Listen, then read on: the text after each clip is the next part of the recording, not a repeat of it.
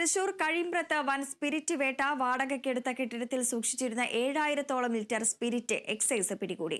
സംഭവവുമായി ബന്ധപ്പെട്ട് ഒരാളെ അറസ്റ്റ് ചെയ്തു. കഴിമ്പ്രം സ്കൂളിന് സമീപം വാടകയ്ക്കെടുത്ത കെട്ടിടത്തിലാണ് സ്പിരിറ്റ് കണ്ടെത്തിയത്. 35 ലിറ്ററിന്റെ 197 പ്ലാസ്റ്റിക് കന്നാസുകളിലായി സൂക്ഷിച്ചിരുന്ന സ്പിരിറ്റാണ് എക്സൈസ് സംഘം പിടിച്ചെടുത്തത്.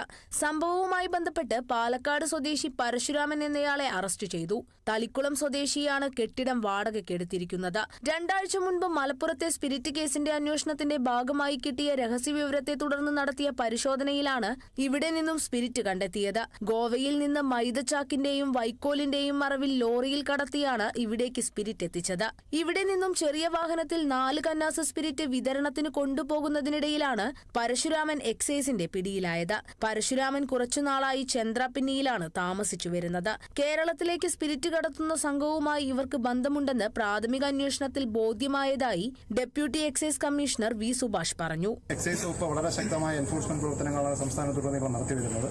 അതിനിടയിൽ ലഭ്യമായ രഹസ്യവിവരത്തിന്റെ അടിസ്ഥാനത്തിൽ ഇന്ന് ഈ കഴിമ്പ്രം ദേശത്ത് ഈ കെട്ടിടത്തിൽ നിന്നും 35 ലിറ്റർ അളവ് കൊള്ളുന്ന 197 പ്ലാസ്റ്റിക് കന്നാസുകളിൽ സൂക്ഷിച്ചിരുന്ന സ്പിരിറ്റ് കണ്ടെടുത്തിട്ടുണ്ട്.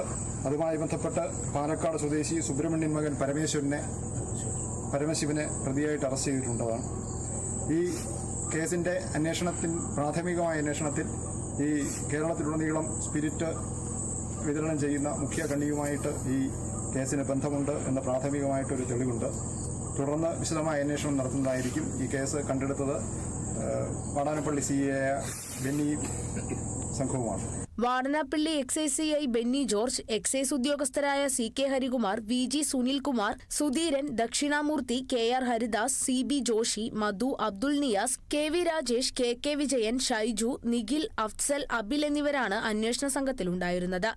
Kerala vision news, Thrissur.